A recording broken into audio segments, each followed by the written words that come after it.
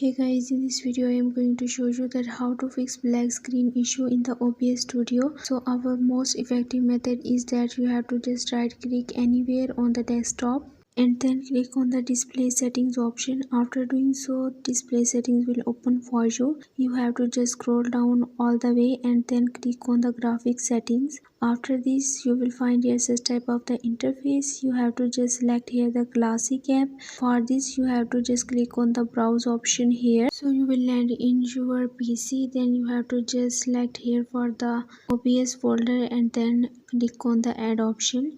After doing so, you will find here that it has been added on this interface. So you can see the two options here, remove, and the second one is options. You have to click on the options and now this type of the pop-up will open for you. Just click on the power saving and then click on the save.